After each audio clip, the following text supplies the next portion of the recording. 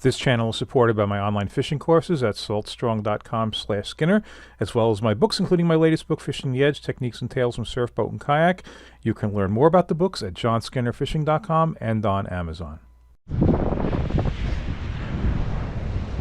Yeah, good morning. Yeah, I'm going to work the Ocean Beach a little bit. There's been a decent run of fish on sand eels. It's kind of a hike for me from where I live now, but yeah, where I live now is kind of slow, so I'm going to try something else. And I love being back on the sand beaches. So, all right, we'll see what happens. All right, just slightly shaky here because the light's kind of low, and actually the image stabilization doesn't work great when the light's low. Anyway, you know, yeah, I would like to see some bigger waves coming in, but it is what it is, and I haven't been on this beach in a long time. So with these waves not being very high, can't really read sandbars, so I'm looking at points. And yeah, well, hey, gonna give it a shot. So yeah, so there's been sand eels around. That's been the main forage for these fish. Now, a feature of sand eels, which is really nice, is that they tend to, when you do have a sand eel run, they set up in an area, and they're pretty stable. So it's very different than when fish are on bunker, and they're moving fast, and it's run and gun. This is structure oriented. They'll set up on an area, on a piece, and yeah, they don't move all that much, so that's nice. So you can, get on a spot on the beach and not have to drive all up and down and everybody chasing and everything. But okay, right now, nothing. Hey, started out 1.5-ounce bucktail. I definitely felt bottom taps. Like I said, I haven't fished this in a while. Don't know what the depth is. Felt like there was too much bottom dragging. Going to switch right over to a 1-ounce bucktail, and it's not going to make any difference. There's nothing going on right now. However, just a few minutes from now, I'm spotting birds to the left, and here we go. And I'll have links to all of the gear in the video description. And if you like this video, please hit the like button. If you're not already a subscriber, please subscribe and hit that notification bell. Okay, so when fish are on sand eels, stuff like diamond jigs work great, slender profiles. That said, if you can reach them with a bucktail, do just great with bucktails. So my philosophy with tins, which doesn't match a lot of other people's philosophies, is it's a lure of last resort for me to throw metal. If I can reach fish with anything else, that's what I'm going to do. Bucktail, tsunami, sand eels, the weighted ones. Oh my goodness, they're just absolutely deadly in a sand eel run. But yeah, so it's clear from where I see the birds to how far I can cast with a bucktail. I'm not even close. So yeah, I'm going to do this for distance, putting on an 827 diamond jig with a green tube, real simplistic lure. And yeah, hey, these things work. And the thing is, you can cast them very far. I don't have anything else I can cast as far as this lure. And a day like this, it can make a difference. All right, so I said a diamond jig is a very simplistic lure, but it's also versatile in that you can put all different kinds of actions on it. And one of the things is, well, how long do you wait before you initiate your retrieve after it hits the water? And that's something I'll definitely vary. I mean, sometimes I'm going to let that jig go all the way to the bottom and then give it a couple quick snaps and get it moving. And then I usually use some kind of erratic retrieve, try to put some action on it. Other times I'll start that retrieve soon after it hits the water. And, this is one of those times. I mean, it's early in the morning. There are a few fish busting under those birds.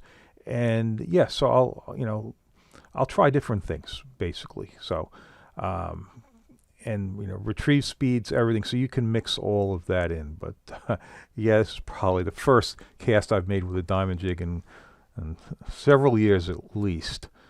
But, well, want to get out there and reach them. So one other thing I want to say about sand eel runs is the fishing is often good day and night. Sometimes with the fish are on peanut bunker, it may lean more towards daylight bite. Same for mullet to some extent. But sand eels, no, certainly you can get fish on them during the day. You get them at night, so that's very convenient. And this is Eastern Long Island. And we're going to fish the south shore of Long Island first, and then we're going to hop over to the north shore. So, all right, enjoy.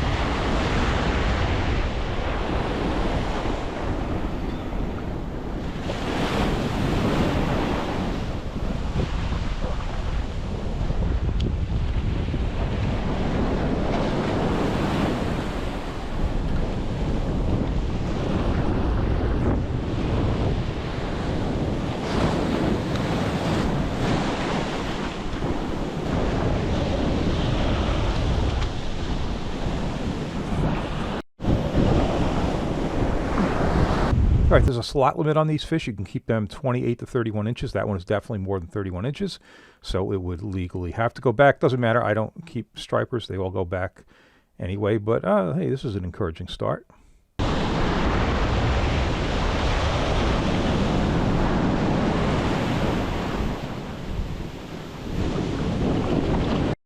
All right, and this is just a couple of casts later. You can probably tell that by the position of the sun. It's not too much over the horizon at this point.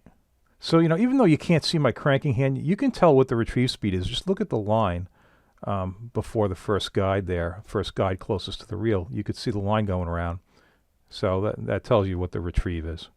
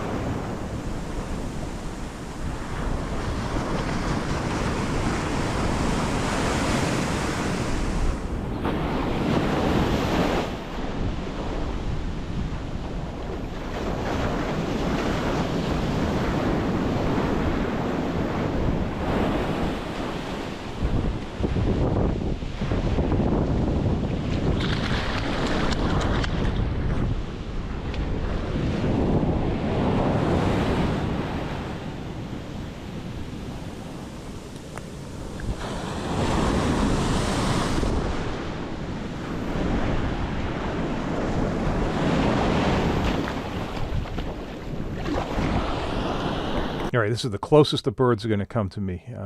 Just maybe just outside of casting range.